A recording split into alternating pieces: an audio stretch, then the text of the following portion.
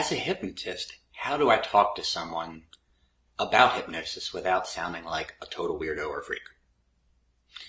That's the question of the day. Hi, my name's Todd Stevens. I'm an erotic hypnotist, and I help people discover hypnosis and trance and use it in their intimate, sensual, erotic lives to enhance that part of their life. And so I get a lot of questions from other hypnotists about, okay, well, I'm learning this hypnosis thing, right? I'm learning how to do erotic hypnosis. But I'm having a really hard time talking to people about it, maybe convincing them to give it a try.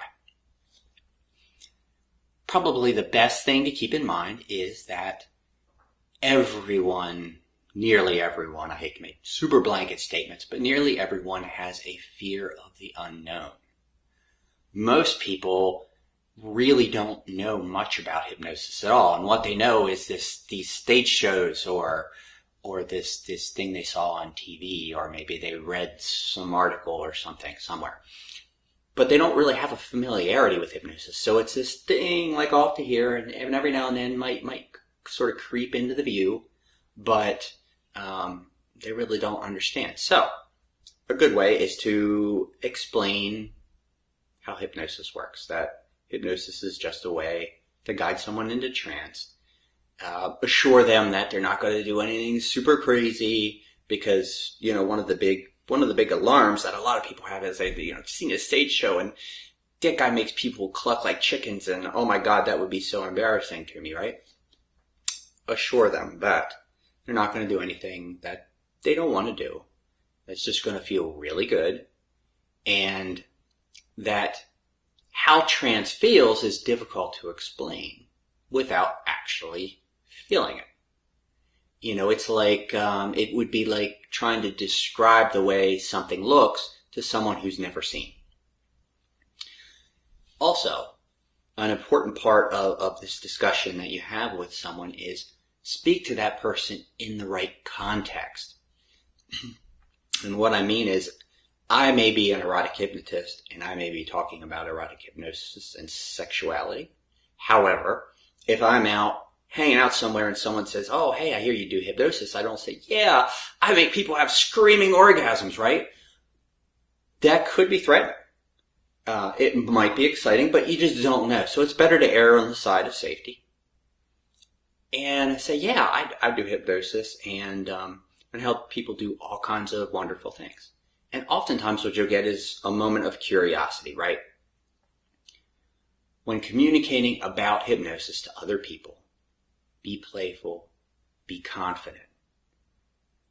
Playful, oh yeah, this is just a lot of fun and you can enjoy it and it's not this big deal, right? Confident. I know that I can hypnotize people. I've hypnotized almost everyone I've ever sat down with to do hypnosis. There's only been a handful of people that I've been unable to get into trance. And the reason it didn't happen for them was because they were afraid. And being afraid is okay. And it's also okay to understand that if things don't work out today, it's not the end of the world. You can try again later. Assure them that if they don't drop into trance, there's not something wrong with them. They're not broken. It just wasn't right for them today. Maybe you weren't the right hypnotist for them, because to do good hypnosis, you need rapport, you need trust. And sometimes people just don't mesh in that way, and that's okay. Another underlying component of all this is, whatever happens, it's okay. We'll have some fun with it. If it doesn't go where we want it to go, it doesn't matter. You've had an experience, hopefully a good experience. And back to my number one rule, don't be creepy. Not being creepy will serve you very well in the world of hypnosis, because there are many creepy hypnotists out there. Hypnosis itself can seem kind of scary and kind of creepy. So, if you're not creepy, people go, well, I'm kind of curious about it, and this doesn't seem as scary as maybe I once thought. And another key component of the way I think about hypnosis and the way I think about actually life in general is this concept of intent. Have good intent, and things will, your subconscious mind will direct things in the direction of your intent. So if you're in rapport with someone and you intend to make them feel good, guess what? They're probably going to feel good. At worst, you're not going to succeed in making them feel wonderful. They'll just feel kind of good. But if they feel better than they did before, hey, win-win. And they've had a new experience. So you can introduce someone to the idea of hypnosis and to the idea of trance by just saying, hey, if you're curious about it, why don't we give it a try? Tell you what, I'll show you just a few little things. You'll get to see what it feels like, and then you can decide if you'd like to explore further or if it's just not for you, and that's okay. However it works out, it's okay.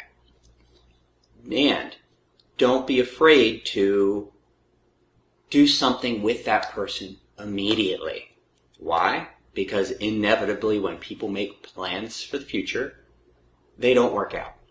Either the more they think about it, the more scary it seems, and they chicken out, or you don't ever see them again, or the timing doesn't work out, or, right? So don't be afraid to do something right now.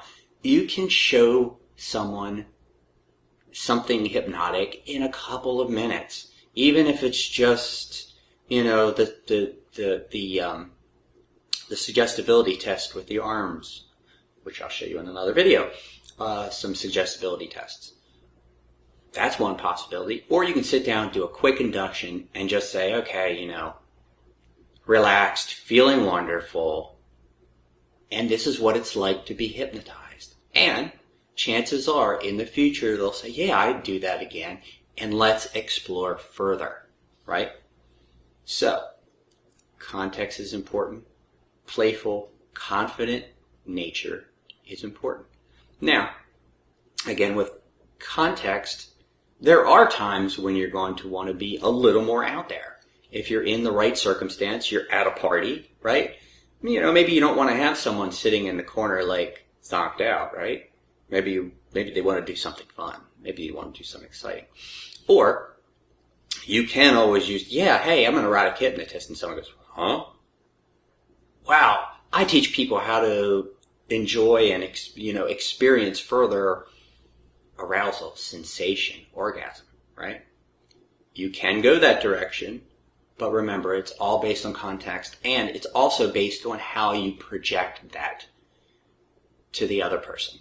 If you project it in a sort of a fun, playful, I know you want to try it kind of way, chances are they're going to be curious, right? If you do it in a creepy kind of way, then you're just a creepy hypnotist, and you're not going to get anywhere. So, have good intent, play, have fun, enjoy yourself, and I'll see you in the next video.